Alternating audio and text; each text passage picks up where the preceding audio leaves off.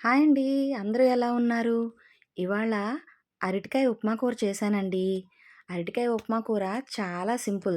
ముందుగా ఒక గిన్నెలో ఆయిల్ వేసి మొత్తం అప్లై చేసుకోవాలండి. ఇలా ఎందుకంటే ఆ అరటికాయ డాగంతా గిన్నెకి పట్టి మళ్ళా కడుక్కున్నప్పుడు ఆ మరకలవి ఉండిపోతాయండి. సరిగా వదలవు.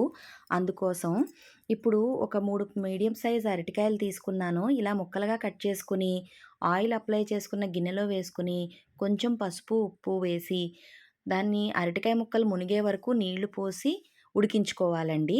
ఇవి ఉడికేలోపు మనం కొంచెం 2 ఉల్లిపాయలు, మీడియం సైజ్ ఉల్లిపాయలు 2 నిమ్మకాయలు, చిన్న నిమ్మకాయలు తీసుకున్నానండి. అందుకే 2 తీసుకున్నాను.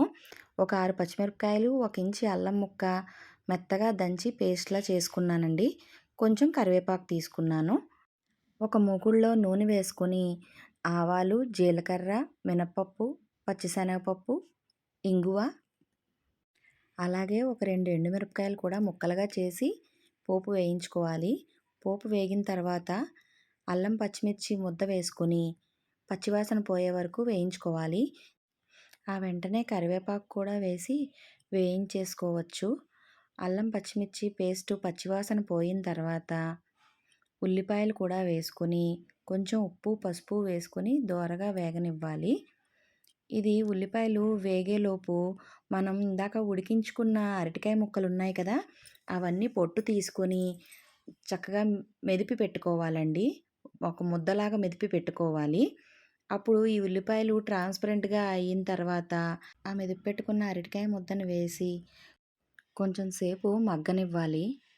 అరటికాయ ముద్ద చేసుకున్నాం కదా! అది ఉల్లిపాయలు చక్కగా కలిసేంత వరకు, కూర మొత్తం కలిసేంత వరకు చక్కగా మెదిపి కలుపుకోవాలండి. ఇప్పుడు మొత్తం కలిపిన తర్వాత అంతా కలిసిన తర్వాత స్టవ్ ఆఫ్ చేసుకున్న తర్వాత మాత్రమే నిమ్మకాయ రసం ఎయ్యాలండి. లేదంటే చేదొచ్చేస్తుంది.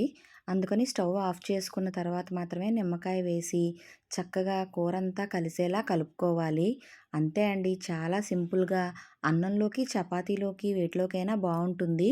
ఒకసారి ట్రై చేసి చెప్పండి. Thank you.